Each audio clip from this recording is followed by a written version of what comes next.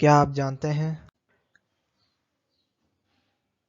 سب سے زیادہ احادیث نبوی صلی اللہ علیہ وآلہ وسلم حضرت ابو ہریرہ سے روایت ہیں۔ سورۃ العلق کی پہلی 5 آیات سے قرآن مجید کا نزول شروع ہوا اور یہ سلسلہ 23 برس تک جاری رہا۔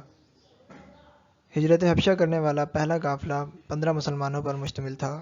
دوسری مرتبہ ہجرت کرنے والے قافلے میں تقریباً 100 مسلمان شامل تھے۔ حضرت ابو طالب حضرت محمد صلی اللہ علیہ وآلہ وسلم کے چچا حضرت علی کرم اللہ وجہ کے والد تھے۔ عام الحزن عربی زبان کا لفظ ہے۔ عام کا مطلب ہے سال، جبکہ حزن کے معنی ہے غم۔ اللہ تعالیٰ نے قرآن مجید میں کئی مقامات پر مختلف اوقات کی قسم کھائی ہے۔ حضرت محمد صلی اللہ علیہ وآلہ وسلم نے معراج کے موقع پر حضرت ابراہیم علیہ السلام سے بھی ملاقات کی۔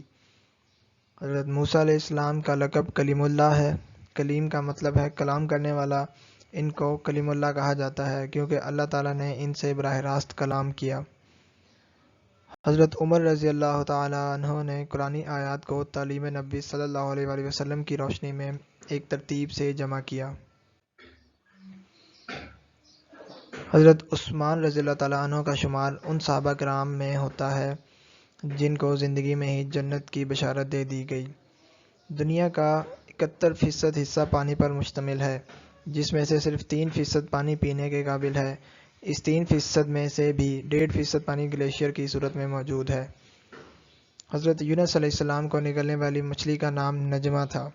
یہ مچھلی بڑے سر والی اور پوری کشتی کو نگلنے کی صلاحیت رکھتی تھی۔ ایک نبی کی چند روز کی صحبت بابرکت کی وجہ سے وہ مچھلی جنت میں جائے گی۔ Thank you for watching the videos. Please click the bell icon and subscribe my channel.